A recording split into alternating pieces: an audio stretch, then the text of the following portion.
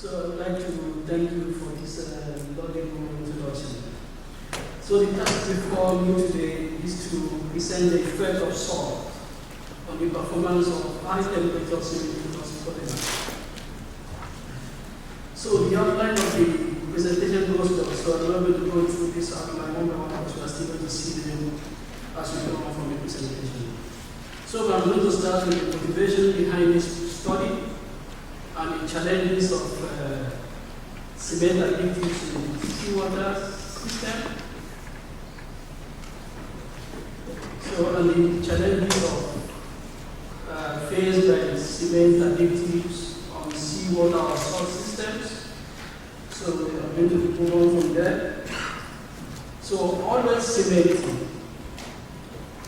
It is well known that drilling and well completion is carried out below massive salt formation reservoirs. For instance, like Gulf of Mexico, offshore Brazil, even in the Middle East, and also in West Africa. But this reservoir contains a lot of electrolytes, like sodium chloride, calcium chloride, and magnesium compounds. We have a case of a formation from Europe, which is, we call it 16. It contains massive magnesium compounds. And all these formations need to be cemented. What will be the effects on additives generally? So it is thus known that freshwater systems is not really applicable when cementing subsalt formation because of problem of washout due to the interaction of fluids from the formation with the cement slurry. This can lead to setting problem, diversion from the real design, and major problem, which is a kind of creeping of the formation, which necessitates the use of salt cement slurry, not freshwater cement slurry.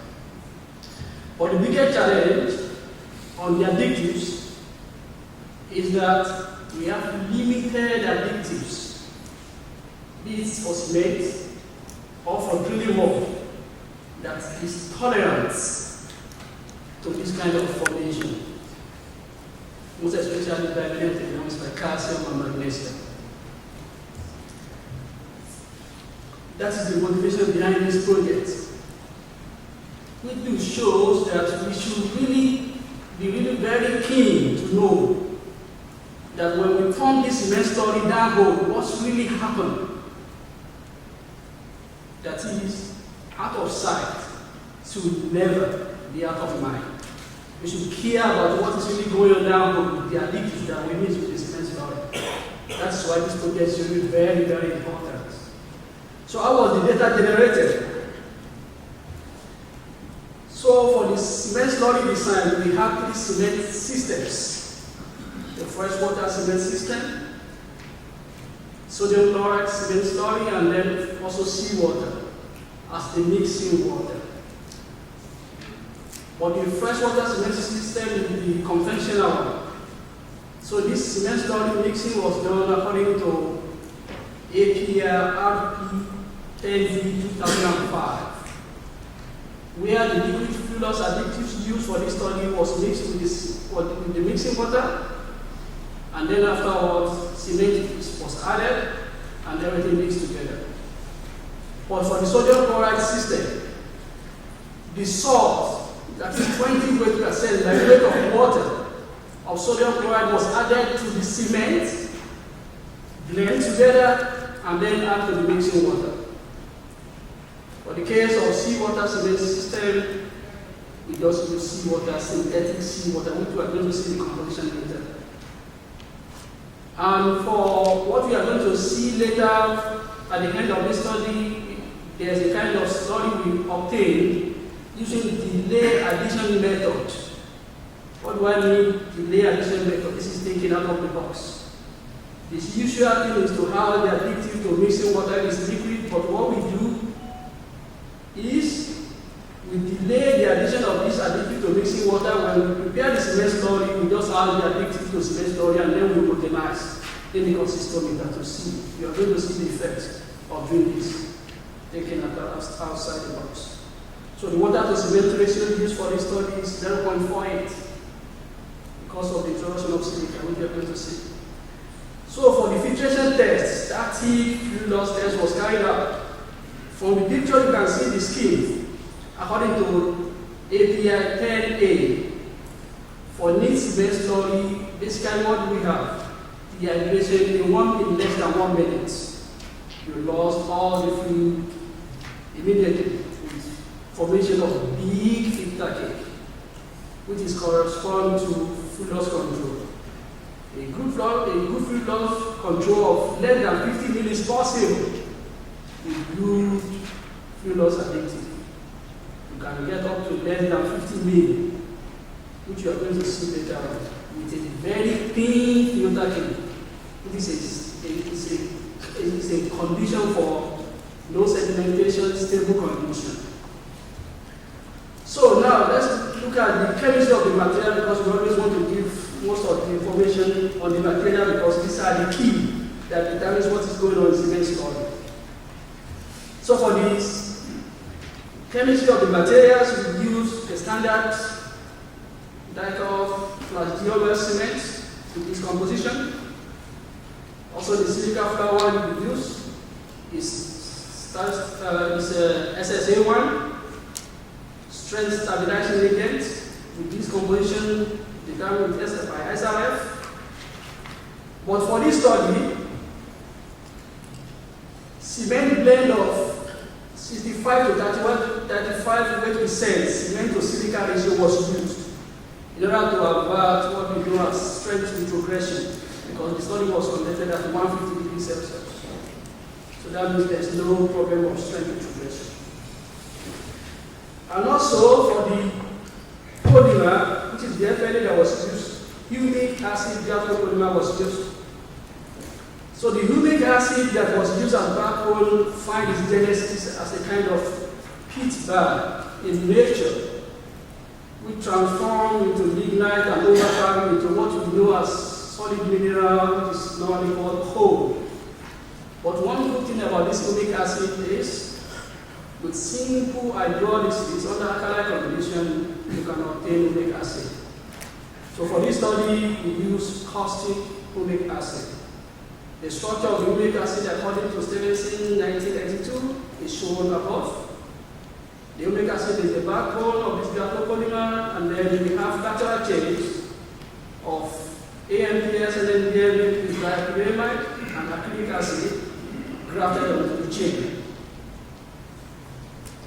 So, to go into more detail on the additives used, because this is high temperature cement slurry design, a retarder is needed. For this study, we use binary retarder. Synthetic AMPS etagonic acid copolymer was used, and also an enhancer, CR25, was also used, 0.5 each of these retarder. But to go more into details about the synthesis, the grafting, we believe, takes place on the phenolic functional group present on the humic acid. Due to hydrogen abstraction, this is where this grafting takes place. The molecular weight of the humic acid is shown below. It has almost 200,000 grams per mole, with PD high of 1.9, which is really very good for a conventional free radical polymerization. And the humic acid to graft rate is 20 to 80%. So for the mixing water, which we have seawater here in comparison to the sodium chloride solution. The composition of the seawater is shown below, is shown above. Majorly it contains chloride and sodium ion, which covers around 86% of the synthetic seawater, followed by sulfate and then by magnesium ions. But we have to note the concentration of magnesium ions here, only 3.6%. of the total constituent of seawater and what it does to cement fluorous additives. In comparison, we have 20% by weight of water of sodium chloride, which you can see also from the figure above that we have 200 grams per liter of ions in sodium chloride system, but we have only 37 grams per liter of ions in seawater. One might think that cement additive will suffer mostly in sodium chloride system, but that is not what we found. So now let's go to the data that was obtained at 150 degrees Celsius. This is static fluid loss test. So these are the results of the fluid loss that we obtained. You can see clearly from the figure above that in freshwater cement systems and sodium chloride salt does not pose any threats to the fluid loss polymer that we use here. It gives very good API fluid loss of less than 50 mil required to obtain a very thin filter cake, even at very low dosage of 3.2. That is amazing. But in seawater system, what do we see? We need almost 1.2% by weight of cement before we can achieve reasonable fluid loss control. This is really something that we should think about. And also, we also try to look at the effect of this mixing water on rheology. What do we see? We saw that in freshwater system and 20% sodium chloride, we have very thin rheology, which is expected because of salt. But in seawater cement system, we have very high viscosity. Why? It's always good to know the answer why. It has to do with the presence of specific diluted ions that's present in seawater, which we are going to see. And also, now for all this data that I have explained and shown to you, we need to come up with a kind of mechanistic evidence and models supporting what we have been saying so far, because this is the basis for research. Give reason, give answer. So, what we really do is to take seawater as it is, pristine seawater in its pure state, and remove one by one the constituents of all this salt present in this seawater to see the effect. Where does the effect come from? That's exactly what I'm showing here. With the seawater as it is, the API fluid loss is almost 1500 mil, no fluid loss control at all. Removing sodium chloride from seawater, use the rest, calcium chloride, sodium sulfate, the same result, no fluid loss control. But when we do remove magnesium chloride, 3.6 grams per liter of magnesium, 1.3 grams per liter of magnesium chloride present, 3.6% out of the total constituents. The result becomes comparable to that of what we have in sodium chloride, sodium fresh water, which shows clearly that magnesium chloride poses significant threats to most cement additives. Now, to confirm what we saw, we just introduce the same amount of magnesium chloride present in seawater and see what will happen. What do we see? It confirms the fluid loss performance stood up very fast, which shows clearly that what we have here is basically coming from magnesium chloride salt present in seawater. So now, this is test run at 150 degrees Celsius. Sometimes it's needed to see what happens at room temperature, which is 27 degrees Celsius. And that's what I'm trying to show here. Do we still see the same tendency at room temperature? Though this is really very mild, because this synthetic polymer is really very strong, it works really perfectly, even up to 200 degrees Celsius, which you can see from the paper cited in this presentation. But what do we see here at this dosage? It does not really have any significant effect at all this dosage. That means the humic acid formula is really very good for this temperature. Then what do? We go down a little bit to below this concentration to 0.1 to see whether we are still going to see the same tendency. We only need the tendency. Is it really magnesium chloride that is causing the havoc? And that's exactly what we saw. In seawater, we have 130 ml of APF loss. But removing this magnesium chloride again from this seawater becomes comparable to the other two systems, which shows clearly, no doubt, that the effect comes from magnesium chloride salt present in seawater. So now, just to see what is the composition of cement of all these three cementing systems. In freshwater system, what we do, normal mixing, according to the API norms, mix this slurry, filter it off, what is the pore concentration, atomic absorption spectroscopy, and ionic chromatography for the sulfate determination. These are the concentrations that we obtain. Also the same thing with 20% sodium chloride. All the data is as expected, only if sulfate increases. But this might due to salt accelerates cement slurry. Simple as that. But seawater, the pristine seawater as it is, this is the composition, 1.3 gram per liter of magnesium chloride. What happened after mixing? 98% reduction of magnesium present in seawater is taken up by the cement.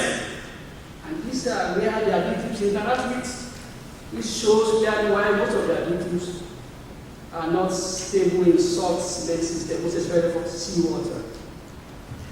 So, in order to give a kind of evidence to clarify it really that the effect has to do with the magnesium chloride present in seawater, what does it do at high alkaline condition of cement pore solution? What we do here is from the left. From the left here we have magnesium chloride present in seawater, dissolved in fresh water, and then we increase the pH to 12.5 to simulate what is going on in cement pore solution. With 50% of sodium hydroxide, only few drops, we have magnesium hydroxide precipitate. In the middle, what do we have? We have magnesium chloride added to and then we have 0.4% of the fuelless additive mixed together at this pH of 6. But when we increase the pH to 12.5, what do we see? Co-precipitation. Then this stage again is post-repeated. Okay, what will happen if we do add the fuelless additive to this already formed magnesium hydroxide solution? What do we see? No co-precipitation. This shows clearly what we have is only entrapment of this fuelless polymer within this massive magnesium hydroxide precipitate that was formed during cement slurry mixing. Then, if that is the case, if that is the mechanism behind it, then it shows clearly that in freshwater system with zeta potential of negative -0.45, that means it has very low positive charge. The polymer can absorb easily without any problem. But with sodium chloride with increased positive charge also shows clearly that it can do absorb. But even seawater has even higher positive charge ions present on cement particles. But because of this massive formation of magnesium hydroxide, it co-precipitates. That is why very high dosage of 1.2% by weight of cement is required to achieve the similar APF loss control as compared to that of fresh water and sodium chloride. But if what I'm saying is true, then if I delay the addition of my fuelless additive, then it should work. And that's exactly what I saw. You can see also from here, we have loss of 45% in concentration of the fuelless additive added. How do I determine this? Only just taking the supernatant, what is left? Because these are basically precipitate. So that means we have loss of 45% in the concentration of the fuelless additive added when the pH increases to 12.5, similar to what happens in cement pore solution. Now, if we now delay the addition of this additive, that means instead of adding to mixing water and just add it to already made cement slurry, we have full loss control. So that means if co-precipitation of this additive is prevented, we can really have fluid loss control.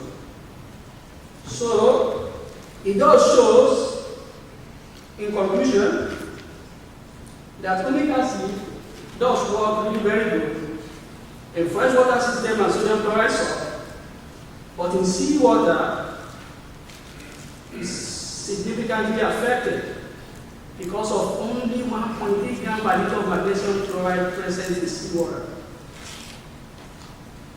In order to assess the compatibility of most additives, be it in drilling mud, cement additive, that means individual ions present in mixing water should be tested against all these additives. Then you are going to know their sensitivity towards these additives. But one good thing is, delaying the addition of this additive to cement slurry or drilling mud will really help a lot. Thank you for this.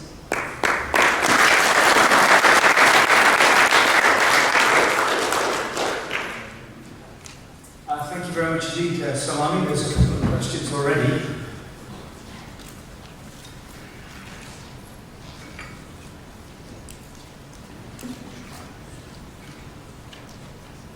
David Kulkowski, Impact Fluid Solutions.